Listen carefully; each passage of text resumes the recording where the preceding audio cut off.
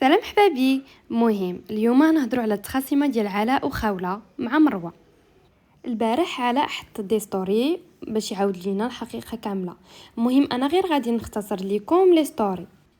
قال باللي قبل الفيزا كانوا شي مشاكل بينه وبين خوله، ولكن حلوهم وسافروا وكل شيء مزيان وجاو.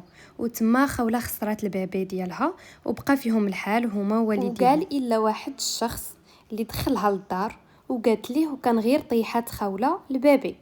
هادشي قبل ما خوله طيح البيبي ديالها.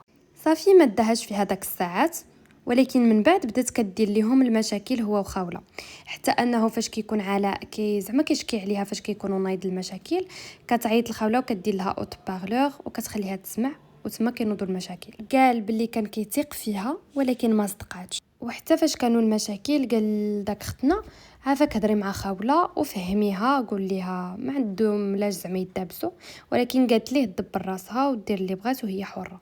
وهنايا فهم كل شيء. ومن بعد زادوا المشاكل كتر في كتر، حيتاش كانت كتعمرها على علاء، حتى انهم وصلوا انهم يقولوا كلمه الطلاق تخرج لهم من فمهم. وهنايا بدات خوله كتجمع حوايجها باش تمشي بحالها. وفي واحد الوقيته بحال اللي علاء تواجد وقال لها واش ما كايناش شي فرصه اننا نبقاو بجوج بينا. قالت ليه لا ومشات بحالها. وتما علاء انفجر وبدا كيغوت. من موراها عيطات لوفاء وشافتو في داك الحاله، سالت معاه داك لابيل وعيطات لمروه اللي هي اخت علاء، قالت ليها مروه ديري المستحيل. وتما وفاء قالت لمروه الا بغيتيني نمشي اتمشي معايا باش زعما يتجمعوا، حيتاش كانوا كاملين مدابسين. صافي وفاء وانس وعلاء مشاو عند خوله حتى دخلوا عليها وتصالحاتهم وفاء. من بعد وفاء قالت لهم غنهبطوا لا شومبر ديالي.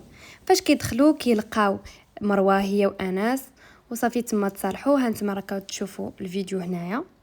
وصافي في الاخر ديال لي ستوري شكر خوله ومروه ووفاء، واكثر يا وفاء قال عليها الصحبه الزوينه ماشي بحال الاخرى اللي نوضات لهم المشاكل. وصافي احبابي، هذا هو الفيديو ديالنا ديال اليوم. ما تنساوش تخليو ليا جيم، حركه الاكسبلور وكومونتير. بسلام عليكم.